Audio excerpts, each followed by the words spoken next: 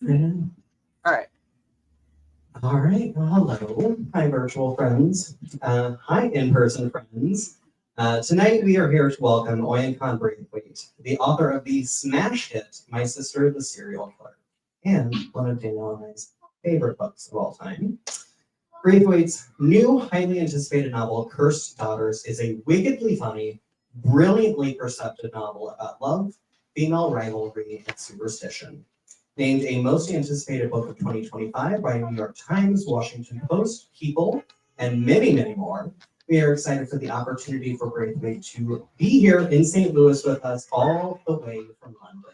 This is quite a treat, something we have been looking forward to for a very long time. Ave Dare, the New York Times bestselling author of Girl with the Loud Voice, says, a triumph, bold, searing, and utterly original. From the first page, it grips with an electric pulse, impossible to put down. Tonight's event is possible because of your support. When you support Left Bank Books with a purchase, your money goes directly back into the local economy at an incredibly higher rate. Your tax dollars help keep your parks and institutions free, your libraries stocked with non-banned books, and your streets paved. You also help keep our doors open. We've been here for 66. What? 56. 56? 69. That's right. I'm just adding a few more passes back. Oh no. There you go. Okay. That's why I can't be distracted. When you attend an event, you show your support for our event series. Your time is precious, and we thank you all so much for showing up. I am Shane Mullen. I'm the event coordinator for Left Bank Books, so events are my life. And this is Danielle King, who is our general manager and friend, and also big fan. Not of mine. Huge fan of yours, actually. We are almost done with events for the year, but I highly recommend checking out our event with Camillio on Monday, November 24th with Lauren Morrow and Ricky Fain. Lauren grew up here in St. Louis, so this is an extra special treat for the series. It is really an incredible series with plenty of award-winning authors. The Camillio program is really fantastic, and we are so lucky to have them here in St. Louis.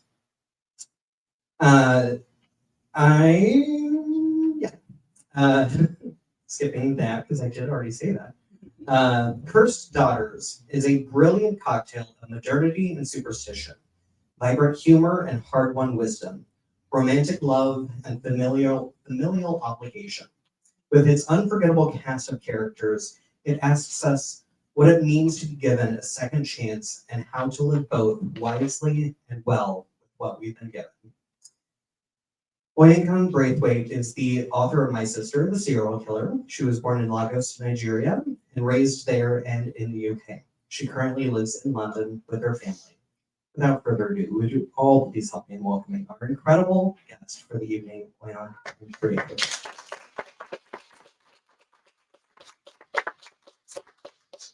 Thanks so much for being here. Is yours on? Yeah. We're trying to conserve those ones. Good job. So I kind of wonder if you're okay if we start here. This is an incredibly well-written novel, and one of my favorite things about your writing is just like a sense level. You are a really beautiful writer. Not to make you feel weird about it right off the bat, but it's really pleasant to read your books. And in a well-written novel, I worry a lot less about plot questions. And so I'm kind of curious, when you sat down and the story for Cursed Daughters came to you and you started working on it, like what project did you think you were doing? Good evening, everyone. Thank you for coming and being with me. That's a really good question because with hi to the ladies in the room as well. With My Sister the Serial Killer, it was a novella and then it became a novel, but the point is by the time it got to the publishers, it was finished. So even though I did go through an editing process, they got a complete work. With Cursed Daughters, they acquired it off of a couple of chapters. And what's interesting about that is I had no idea what was what the result was going to be really, because I don't plot everything.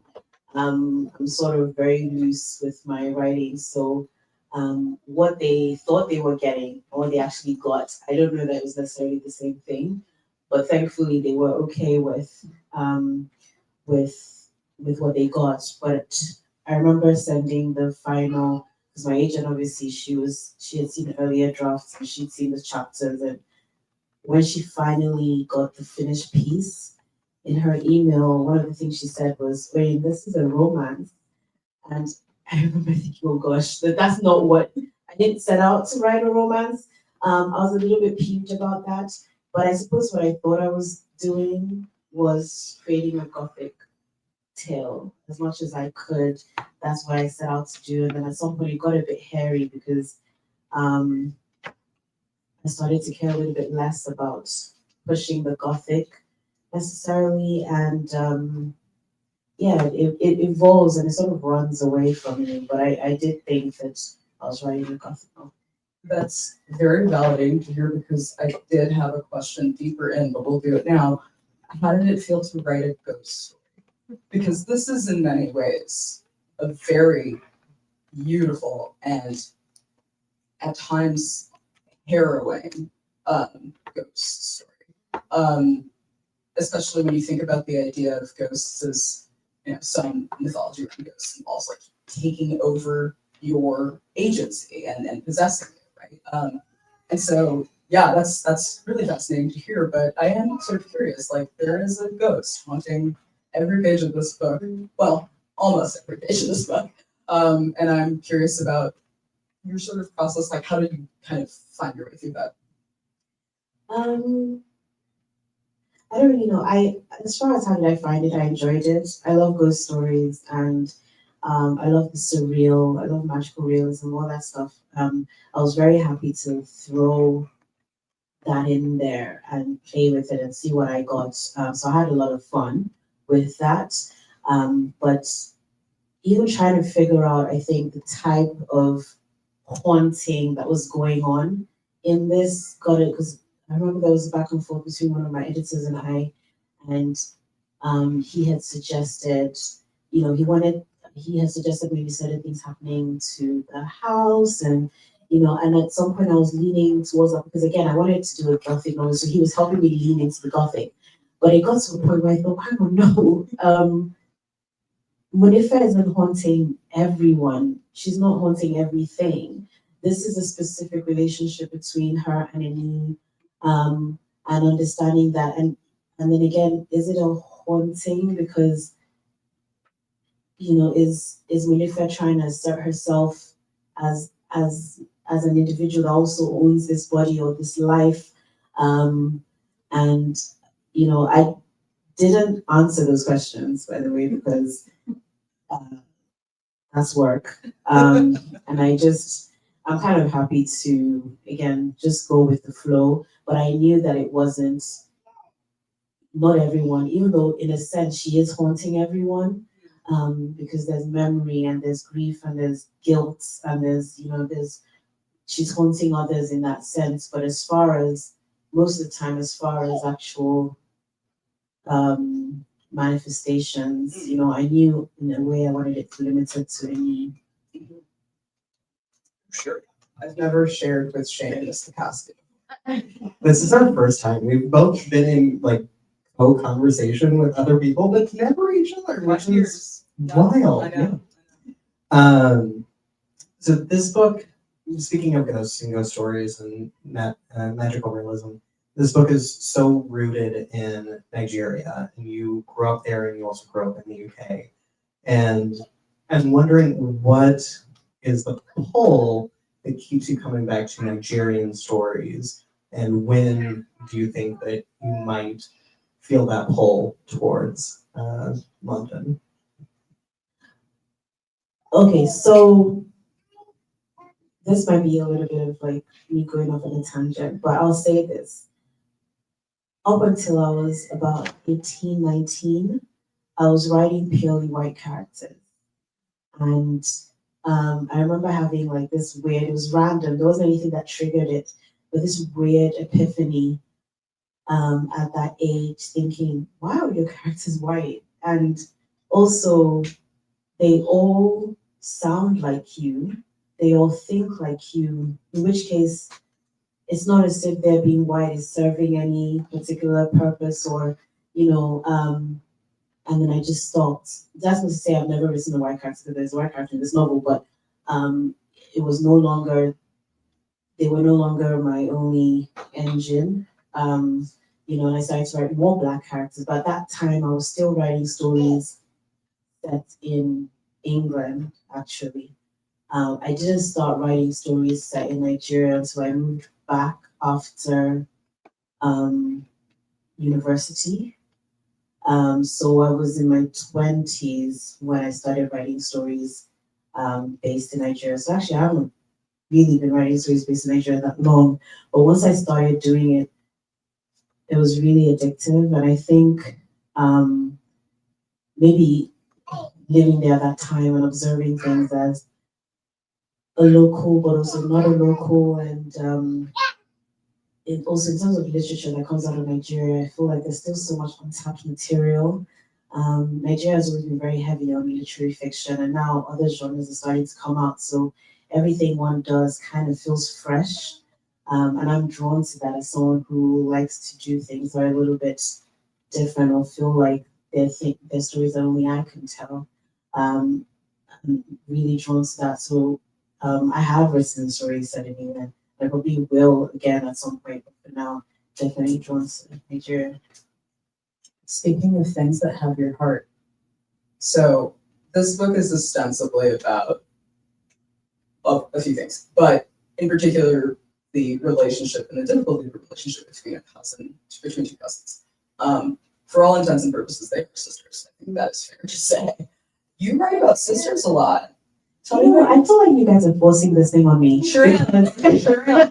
Well, of course, So many, like I've had so many talks now where people are like, "So sisters," and I'm like, "But they were cousins." Like I don't get a break here. So I don't know how to answer that. And the other thing about it is, I actually feel like which maybe I did so well because you guys don't seem to care. I feel like I worked really hard on the mother-daughter relationships. Way more. Like, but I'm being like typeset. I'm typecast. So I feel like I'm gonna have to like the next novel. I have to break out of this place. Yeah. I mean, before these books, if you had told me, am I interested in the relationship between sisters? I'd have said no. But you find yourself where you find yourself. I couldn't tell you how some of the themes that I've covered, how, I didn't intend to cover them. So yeah, I don't really know what it is, but I am a sister. I'm the oldest, so with my sister's circular, that was easy. I could empathize with Curtis' situation. And they're in some ways your sisters are your best friends, and also they can be your worst enemies, depending on the day of the week. So there's a lot of material there, I think. My question was about multi-generational novels, so I was not leaning in so hard to the sisters. But it really is incredible that you have this entire family and they all feel so complex and so perfect in so many ways of like how you wrote them. So I am curious about how you kept track of the characters in the storyline and how you were able to make them so unique. As for keeping track, if you're talking about the greater family, at some point I needed a family tree because I was like, okay, I don't know who's who. But with the women in the house, at this uncle present in the present, I think because there were so many women, it was very important that I do my best to keep them separate from one another so that like a good test I think for me is when you're writing the dialogue even without putting the tag, I feel like the reader should be able to make a good guess as to who's speaking, and that's how you know your character is well rounded.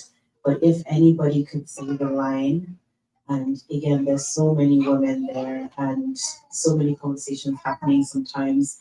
Um, it's not a foolproof, but you want to be able to make a good guess and say this is Kemi, this is Boni, this is, so you just keep workshopping them and make them as distinct from each other, but also as distinct from myself as they can be, because I've also realized the closer the character is to me, the less interesting they are.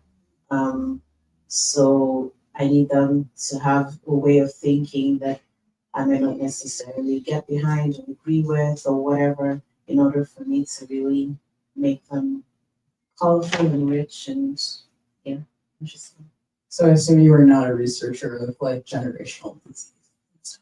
No, but I did look into epigenetics a little bit, and quickly realized I was in the right industry. Science is not my forte, a lot of work. But yes, I did look into like genetic counseling and epigenetics just to not butcher that completely. But yes, It's a lovely sort of parallel to this idea of a generational curse threat that is, the thing that carries through with all of the women in this, all of the women in this novel. And there's something really lovely about having an EB researcher into this. At the same time that maybe the sharpest articulation of this curse on some level, right? Like this idea of haunting. I couldn't stop thinking about the way we carry generational trauma. And I couldn't leave that conceit alone in this book. I wonder if you also could not leave it alone and like how it drove your reading of the story, especially as it was developing. yeah. So on some levels, I treated the curse as a curse in its purest, most surreal form, and I enjoy doing that. And I had characters who also believed in the curse in its purest form. And then I had characters who were skeptical of the curse. And to the question earlier about how to separate these characters from one another, I think because there was a lot of trauma in this book, and people respond to trauma in different ways. So again, it was important for me to have these women responding to this trauma or coming up with different solutions to the same problem. And because it's such a spiritual book, it made sense to me that there would be somebody who would go in the complete opposite direction for their answers, and not everybody is going to be like. So that's sort of why I leaned into that. But yes, absolutely. In on some days I'm writing it and the curse is literal, and then on some other days I'm writing and it's metaphorical. It's representative of generational trauma.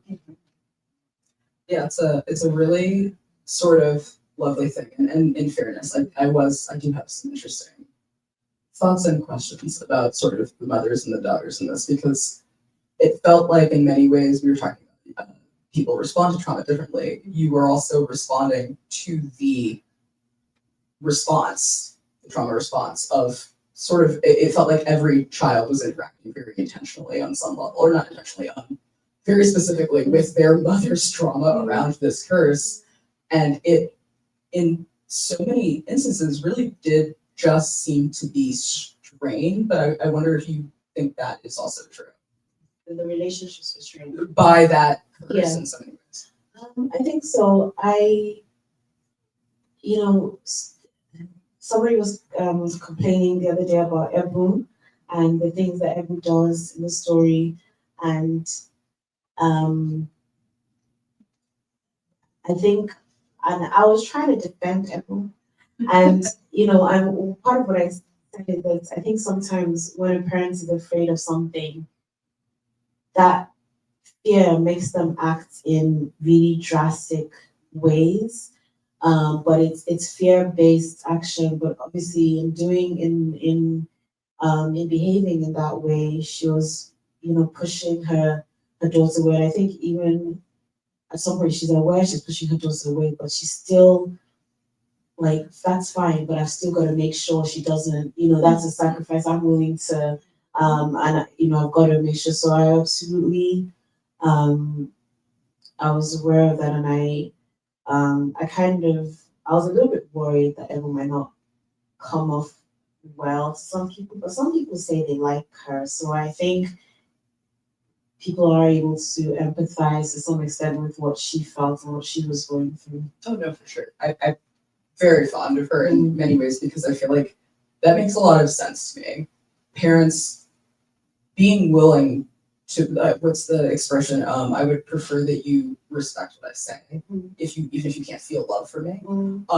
Because all I want is your survival. All I want is your success. I want to say that this is referenced in Ta-Nehisi Coates' Between the World and Me, talking about the violence parents will commit against their kids in the hope that this violence teaches you to avoid the violence in the world, or gives you a pathway to it.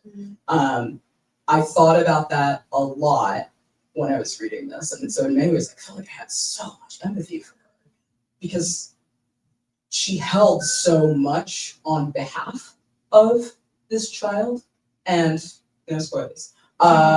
This child was such a critical part of what would otherwise be a really difficult time in her life, and just in so many ways, this child probably saved her, right? And I think at some point she thinks that way, and would do anything for her. So it just, I'm a sucker for sacrificial moms. Right?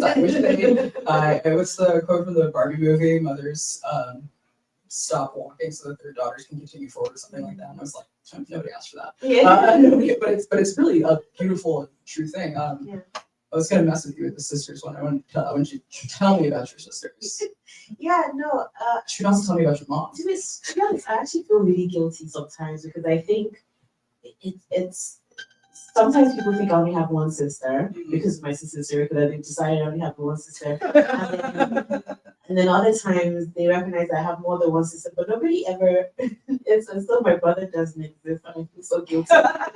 Because I have two sisters and I have a brother. Right. And they're all a pain in my neck, basically, but yeah, no, they're good people. They're a pain in my neck, but they are good people generally. But I think, I always say that again, another reason I think with this book, I with my sister, the serial killer, is I was raised to be very dutiful, and I was raised to be very loyal to family. So sometimes when I see my youngest two siblings do some things, I'm genuinely in shock. I'm like, this is allowed? You're allowed to put yourself first. I mean, I'm not aware that was the whole new rules now. Yeah. They have different parents. But yeah, they're good people. And to be fair, to go back against my rant, there are sisters in this novel because we have Bumi and Kemi, and they're interesting relationship. I kind of want to talk about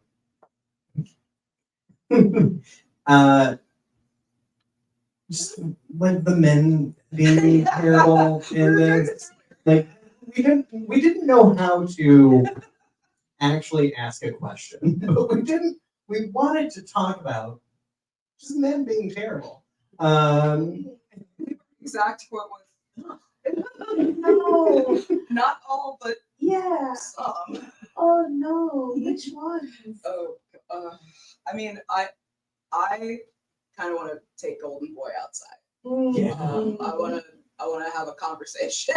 I really like Golden. I It grew.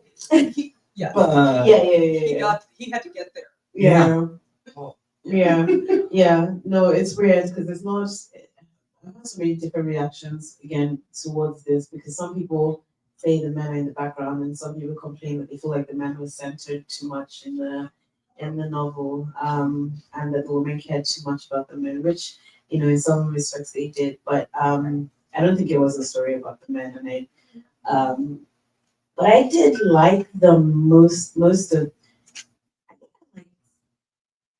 I'm trying to remember all the male characters. Sorry, No. I'm trying to remember who. I think I liked most of them. And I think, but they were also flawed. Just as the women are flawed, the things that the women did that I would hope I wouldn't do, and things that the men did as well. So yeah, but the women did some really hinky things. I do remember having, I think part of this conversation we were having is just like an hour ago. I was like, I do feel like some of the generational curses that patriarchy. Like for real. Like all jokes aside, it is just like, what can you do? And you watch these like awful repetitive cycles of like thinking about like yanking things out of a kid's left hand so that they aren't left-handed, which I know is a thing that people do kind of everywhere. It's just like you really have to get the opportunity to break down on some level. And the whole curse is because a man is terrible. Let's start there. Yes. Funny enough, I had a conversation with a friend earlier, a male friend, about infidelity and whether I truly believed, whether, this is nothing new, I'm sure everybody has heard it, but this thing about men not being naturally monogamous. Oh my God. And whether I could make space to consider that it's harder for men to some extent than for women. But Keep breathing. some people feel some type of way about it. So I was trying to be, because I think the older I get, the less not less passionate, but the less I'm willing to hear you out. Like let's see where this takes us. But yeah, I don't know. I've always just thought, well, why wouldn't you say that? It kind of works because then you don't have to account, you don't have to take responsibility for your action because of course it was gonna end that way because of, what else could you have done? You're just a man. So that's kind of where I kind of stand on it, but I could be, I don't know, maybe it's just, he made it sound scientific, or maybe it's a science issue, I don't know. That is astonishingly gracious of you. Hey, it doesn't affect me, we're not in a relationship with one another, so. Yeah, that's it. That I have no thoughts about starting that. I do actually though have thoughts about something that was a little bit of almost an undercurrent. You might not have maybe focused on it through a first read, but I couldn't stop noticing it. There's an interesting thing with photography in this book. Like Mo is a photographer and wants to carry a camera in all places, and tries to have a little moment of connection with that, and getting some stuff developed, and that's like a mechanism to try to pull out some of her depression. Also, a big thing I thought of in here is that other generational curses like mental illness. But I loved the way that photography was. It's this idea of we can capture something, if however briefly, and because we're doing the capturing, there's a certain amount of distance between us and the thing. But then you think about, in that scene when you're walking through, forget who exactly it is who's walking past the wall and sees all of these gaps. Oh, is that it? All of these gaps, and it's that the photos of Mo have all been taken down by her mother, and it's like it is more. I think the line is it's more traumatic to see the gaps. And so I couldn't help thinking a lot about photography and stuff, but I was also wondering how you think about the way you used it to both create distance and then eradicate it. Sorry, I read Susan's sometime long ago. I'm going to be inside.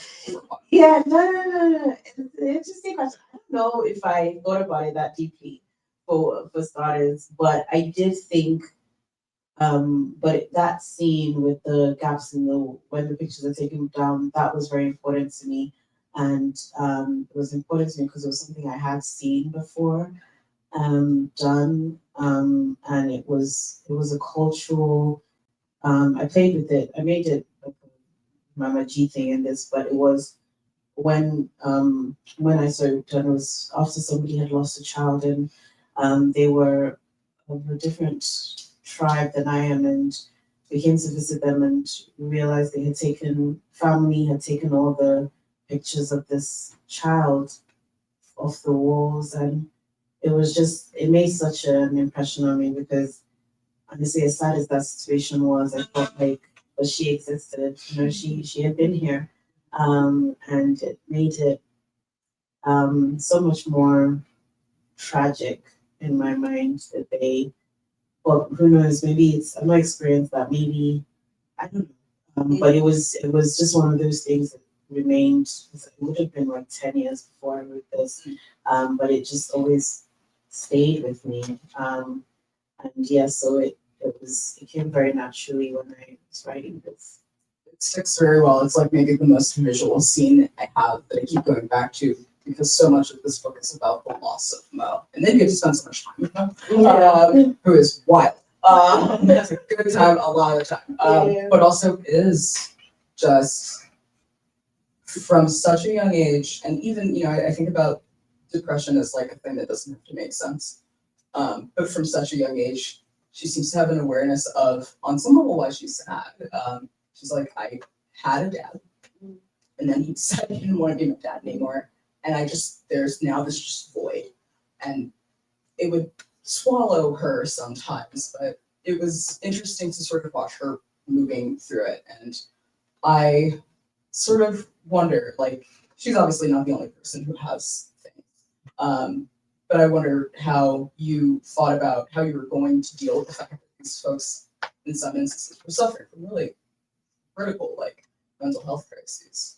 Yeah, no, it was tough because I'm not as a writer, and even sometimes as a reader, I don't really want to stay in these really dark, sad places for long periods of time, and it takes a long time to write a book, and there are heavy things, but I don't have the capacity. It's not for me to stay in it for a long period.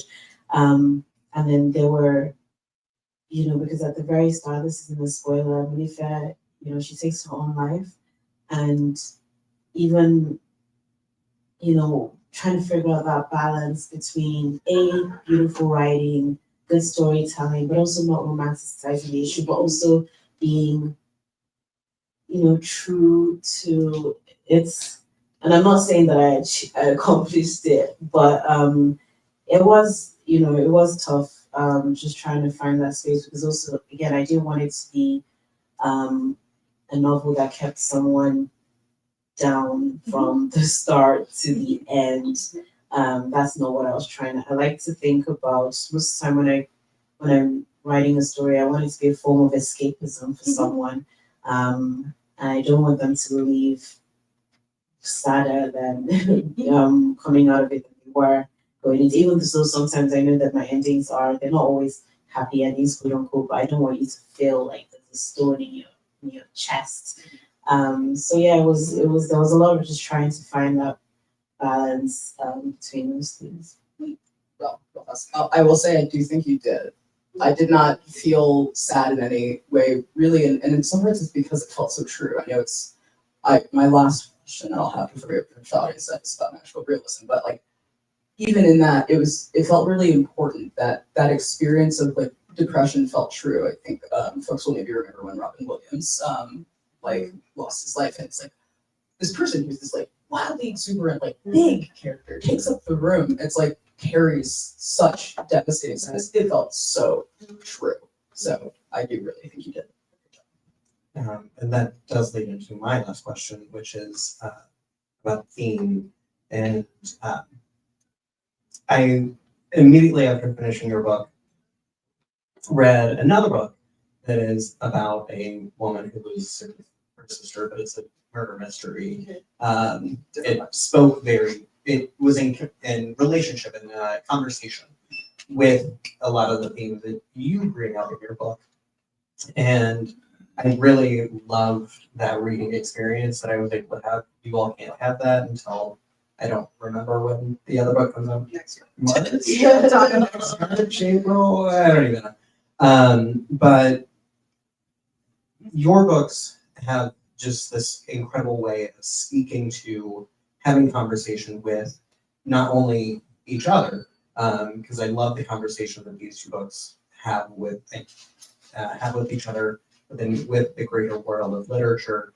And I'm wondering what themes you are really trying, like what themes you set out to write about in your books, and what themes you have still to explore that you are really eager to. I don't know. I don't think too much about themes. The concept will come to me, and I kind of follow that concept. But I know that I'm interested in women, which to me it's not. I'm a woman, so there's that.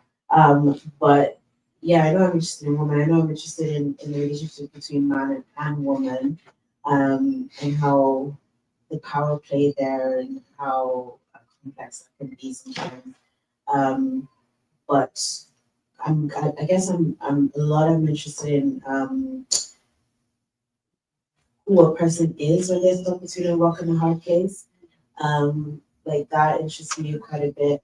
And of late, I've become sort of obsessed with the idea of writing about death, which you might think I've done that because somebody died in this, and people died in my sister's care, but that's not the kind of death I mean. So I'm kind of obsessed with like deep diving into death, but otherwise I just kind of follow because stories come to me as kind of these weird concepts, and I think the more it feels like a story only I could write, the more I'm drawn to it. Because there's some stories where I'm like, okay, this idea is nice, but I feel like anybody could write it. Or something that feels like it was given to me in particular with my unique background and my unique way I was raised, and just stuff that it's a story for me and it's mine to tell, and I get really excited. It sounds like you have a kind of like stewardship relationship with your stories. Like it's my job to take you from this thing and make you Yeah, consume. pretty much. 'Cause where do stories come from? I don't know. So, so it's. I mean, I've been gifted a concept, and because sometimes I do have ideas, and I struggle to take them from A to Z, and I just tell myself I'm not ready for the story yet, or I'm not mature enough for the story yet, because I have the idea, but I just don't really know what to do with it. So yeah. All right, my actual last question. I did sneak an extra one in here. I am a huge fan of natural realism. I just explained to somebody the other day why you have to read 100 Years of Solitude before you read The House of the Spirits, so you can see how good that is. I have a lot of feelings. But I loved that aspect of this. And again, I'm going to be thinking about this curse for a really long time. So I guess my last question for you is the curse real now? I have no spoilers. I know that's not an easy one. Now, I think I don't know how to answer that in a non-spoiler way. Okay, is it possible? You said it. Okay, is it possible for a curse that felt very real for many, many, many generations? Is it possible for it to cease? It's possible for the curse to be conquered, yes. That's such a writer, guys. Such a much better way of putting it. But yes, okay. Yeah. Yes. Excellent. Okay, we have a handful, I think 15 minutes or so for audience questions if you'd like. I will get them unless you want to. But I also wanted to. I'm a deeply superstitious person. Yeah, Like, yeah, yeah. someone once asked me if I was superstitious, and I was like, "No, I'm not superstitious." And then I was like, "Are you also?" I don't think I am, but I don't mess with. Yeah, I don't, Yeah. I You don't invite trouble. yes, I'm not like one of those let's play with the Ouija board No, type. nope. Um, Business. because I'm like, there's no upside to it. Either it's real or it's not real. Either way, yeah. Like if it's not real, then I'm wasting my time, and if it's real, then it's real, and I have to deal with that side of things. So maybe I'm secretly suicide. I just don't mess That just sounds that. wise. Yeah, You just sound I wise. think so because I don't understand that whole. Let's see what's behind that door. I just don't. I can't wrap my head around it. So yeah. You want to raise your hand if you have a question? It's kind of like, Near you. as a kind of follow up to that just came to me. So do you think that maybe you explore like that type of being that brave to kind of approach these issues through your writing? I love Gothic literature, every genre that's Southern Gothic, Delta Gothic, all of it. And this was a unique experience for me. It's like a Nigerian Gothic, and then your being from London, being Nigerian. So do you think that maybe you kind of branch out a little bit into behind that door, like in your writing, or is that something that you don't know if you consciously do? So I think the thing about writing for me or reading, is what's beautiful about it is it's your doorway into things you will never do, never think of doing, never see, never go, all these different things. And definitely as a writer, I have no interest in writing stuff. And that's not to say I'll read those stories, but I have no interest in writing like a Monday she goes to work, Tuesday she comes back from work, Wednesday I have no, because that's not that I can see that on any. So I think definitely with this I could play around with things I just wouldn't, I wouldn't be curious about in real life. And somebody was asking me how much research I had done for like the juju things. None. Because again, if you look into the abyss, it will look straight. But actually, I'm not trying to mess with that. I treated it like a fantasy mostly. So yeah, but it wasn't even as though I was interested in the workings of juju anyway. That's not what the story is.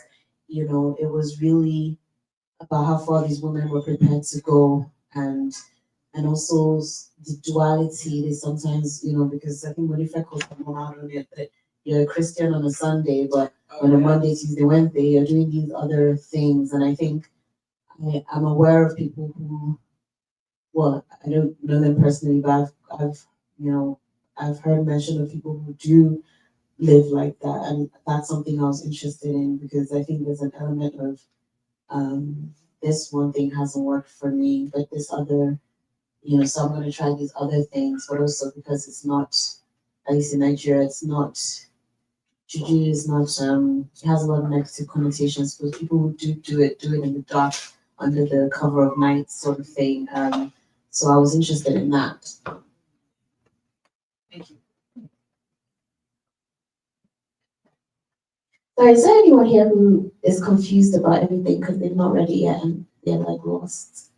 Because I can, I can give you like a break. I'm reading both. Okay, cool. All right, so, I guess we did skip that part. yeah. Assumption of Okay, so, this is my pitch. If imagine if you were a dark-skinned, beautiful young woman who's living in an intimate village, and a man comes to this village, and she decides she likes this man, so she sneaks into his room one night, and they have a passionate night together. And but she's gone before the morning, so for him it's like a fever dream. And when he wakes up and gets ready to leave the village, this crowd comes to him, and the chief accuses him of eating something and trying to leave without paying. And he says, "When did I eat and not pay?" And the crowd parts like the Red Sea and reveals this woman that he spent the night with. So they force him to marry her. Unfortunately, he already has another wife. So she's not happy about this turn of events, and she promptly curses the second wife. And the curse is that no man will be able to call her house home. Anyone she loves, will not love her back. Men will be like water in her palms, but the curse applies to her, her daughter's daughter, her daughter's daughter, all the way through. So that's what the story is about, basically the generations of women who, in this family, who are having to contend with this curse. And it focuses on the three youngest, Munife, who we've talked a lot about, and she's already dead at the start of the story. We know how, but not why. Ebu, who's doing her very best to secure a different future for her daughter, and Emi, who everyone thinks is a reincarnation of Munife. So you're all caught up now. Thanks. Yeah, I feel like a lot of your novels lead the reader with like some moral ambiguity or leave us like a bit unsettled. I'm curious as to whether you explored like alternative endings to the novel and how do you decide, no, I'm just gonna leave it unsettled. I'm not great at endings, for starters. I don't really know how to like do that tying a neat little bow thing. Because I don't plot it out, I get to a point where I'm like, okay, I think I've done it. So there's that aspect of it. With this one, with my sister's serial killer, I think I got like 50% of the way through and I knew how it was going to end. And I was like, this the ending that makes sense to me. With Cursed Daughters, the ending changed a little bit. I think it was just a tad bit sadder in a previous draft, just a tad. And I was encouraged to, because again, and this speaks to what you're saying, I kind of, and I think it's my writing generally, but it applies greatly to my endings in that I'm happy for the reader to kind of decide what they want to decide. So even though I was encouraged to tweak my ending, that didn't bother me because that was the ending I had in my mind. I just hadn't been clear about it in the previous draft. I was like, they'll know that's where it's going. But I was I was happy to tweak it because that's how it ended in my head anyway. So yeah, it's still a little it's still a little, but it was even more so in the previous draft.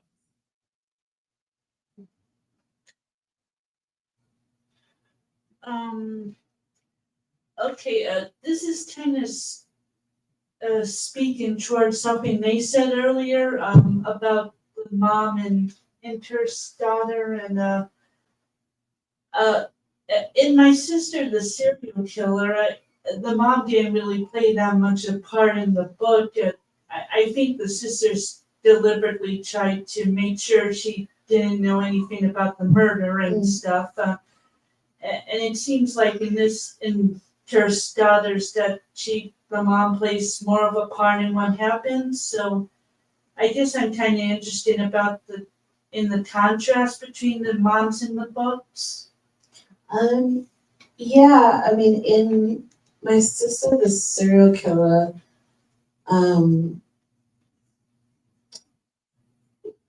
what's the word? Their mom was very, she had kind of, I don't know what the word is. She didn't do the things she should have done for her daughters and for herself. Um, and I think the daughters quickly realized that she doesn't quite have the capacity to, they had to save themselves in that situation. You would want your mom to step up and save you and save herself, and she wasn't able to do that. So they save themselves and then they protect her, so her character just wasn't as I hate to use the word strong, but I'm struggling to find a different word right now. However, I think, but the story also wasn't about her. In Cursed Daughters, the story is about all of them in a way, and everyone in this, all these women have suffered trauma all these women have suffered. They've actually all gone through the same thing. So it was important for me to understand how they responded. Like Danielle said, it's not just, they're not just, they're experiencing the trauma, they're responding to the trauma, and then their daughters are responding to the way their mothers are responding to the trauma, but then they also they also experience their own trauma, and on and on and on it goes. So the moms were more, because at some point they are the daughters, at some point they're the victims. So they were a bit more important to me in that way. And I think also I needed these women to be, I didn't want them to be wallflowers. I didn't want them to just, in as much as yes, they're pining for men, I still wanted them to be fierce and flawed and annoying and making bold choices, even if they were sometimes the wrong choices. I have another question. So we have had a slow trickle recently of books coming in from other countries. The percentage, I don't remember what it is, but it's a very small percent of books in America that are available from outside America.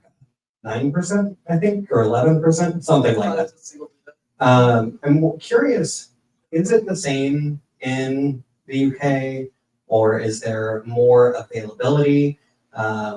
What can we do as readers and authors to help bring in a greater diversity in stories to the world of literature that is available?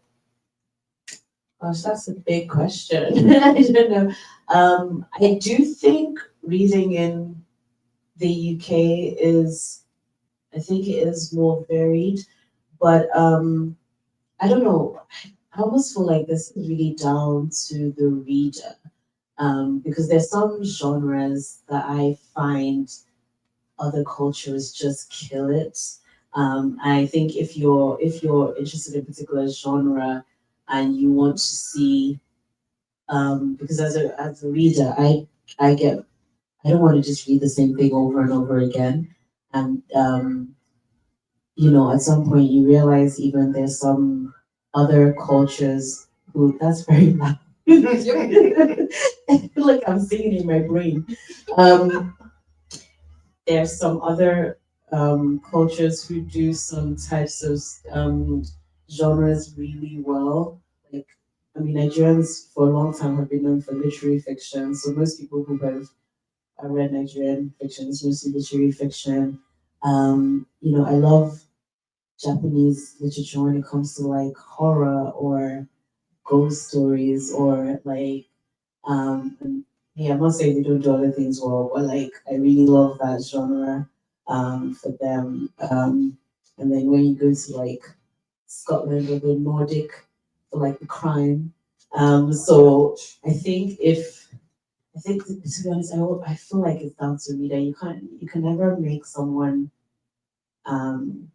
I don't know. I look for things. I guess also because I'm a writer, I think it's important to read widely, so that again you're not stuck in this rut of only knowing one kind of thing.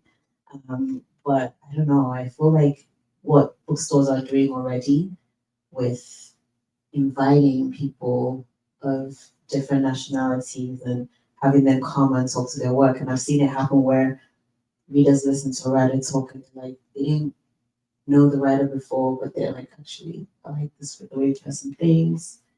I think I'm gonna buy their work.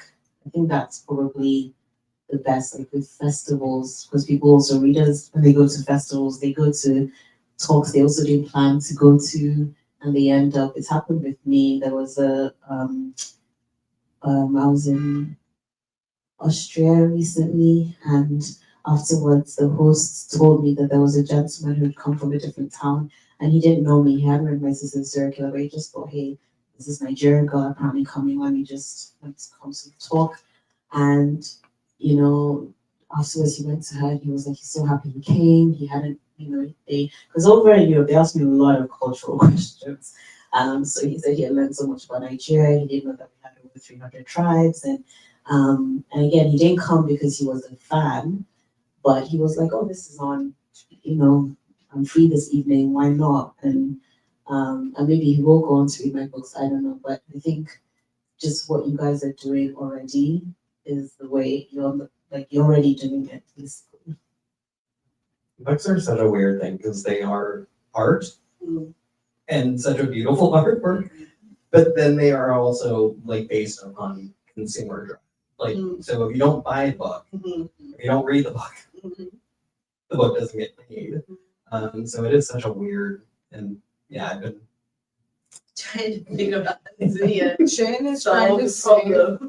problem. Yeah, Every- yeah, That's our. it's hectic. Yeah. Yeah. No, this thing you're saying about because this I see now. I'm not seeing it in your bookstore, but that book talk made me buy it. Oh, sure. Um, Shelf, and like I really do understand it because again, you're like it's consumer, and then the books that I think at least people are reading, at least the young people are reading. So I feel like everybody's doing what they can to try it. They had this really interesting. I was told about. Gosh, I think it was in Stuttgart. They had in Germany. They had this interesting because they have these literature houses and they do these events there. But their audience are middle aged and above. Like it's always the older crowd that come. So they were trying to figure out how to access younger people. So they sort of started this scheme. I'm not going to do justice to it, but they have a young person host.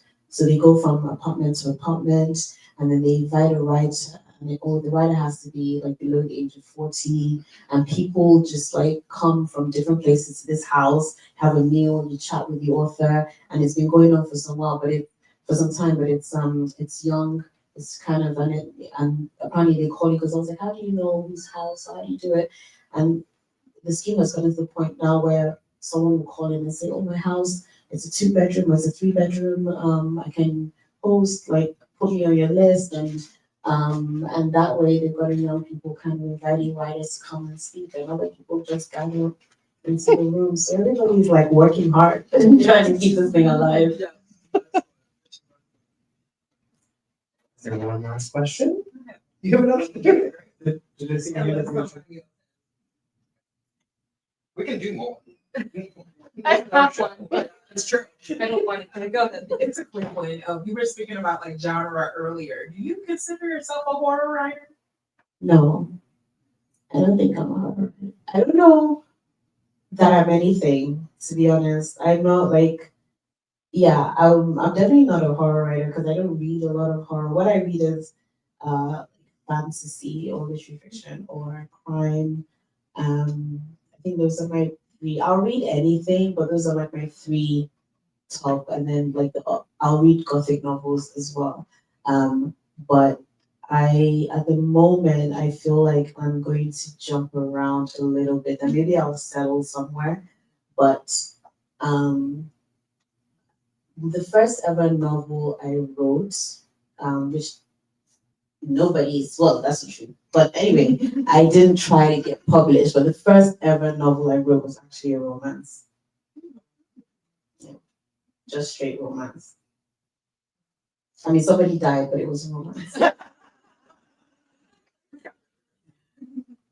I'm just kind of curious what it was like for you to navigate the publishing world as a Nigerian woman, and kind of what insights that you have for us to offer as consumers. I been quite fortunate, just generally, and I think, I was I'm a Nigerian woman who always had access to.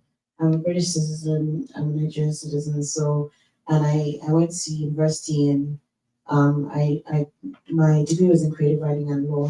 So because I did creative writing, I already knew some things about, like I knew I wasn't gonna try to get published in Nigeria for starters, even though I was living in Nigeria when my sister's serial killer came up. But I knew enough to know I needed to be published in the UK and figure it out that way.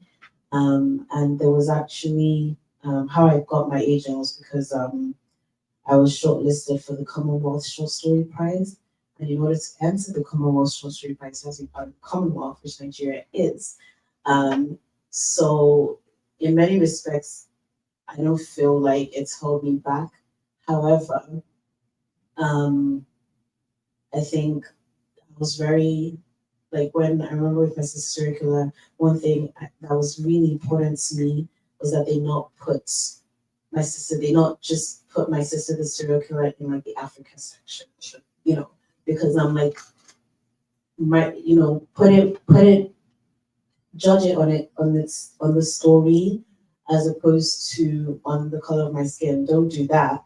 Just judge it on, which I think they respected and were able to do. Again, I don't mind being in the Africa section, but don't do that just because she's Nigerian and therefore that's where she belongs. And then there's some interesting things that happen when, in terms of interactions or interviews sometimes, or whenever it's Black History Month, all of a sudden there's a boom in sales. So, there are some interesting things that happen, but all in all, I wouldn't say that and I've been surrounded by people who let me be as Nigerian as I want to be, as Black as I want to be, and don't, because my editors are white, my agent is white, but so far that's not caused any drama. And let's give another giant round of applause.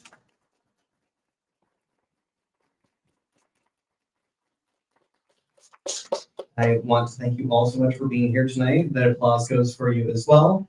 We do have books available for sale at the desk if you would like to get one signed this evening. And we hope to see you again really soon. Thank you. Also, is this someone's? That's all supposed to happen. Oh, Yes. okay. This is like, is it supposed to say? This is good. This is good. You're good. Yeah. Oh yeah. Oh yeah. You want this? You want it? Or you just want Yeah. We'll do the. Yeah. Do you want to be in it? I You were in the conversation. You have to. What's it? Oh,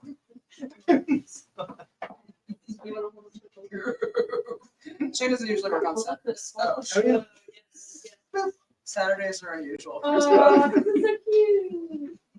We're gonna do a quick one this way. Excellent. Yeah. Thank you. And we're gonna do the signing up here. And That is very exciting. I can't teach you. Curiosity. Yeah, I People gotta be curious. Oh, Okay. Yeah. You need another one? I had two, but I don't know where the other one. Got you. I have something for you.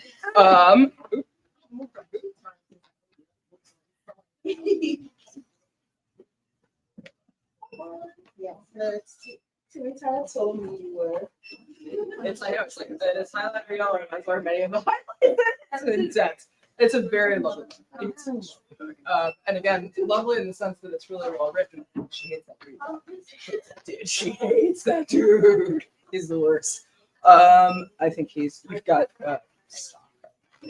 yeah. No, it's my pleasure. Thank you for coming. I mean, you can make it. Go on ahead. Go on ahead. Thank you. It's good to see you.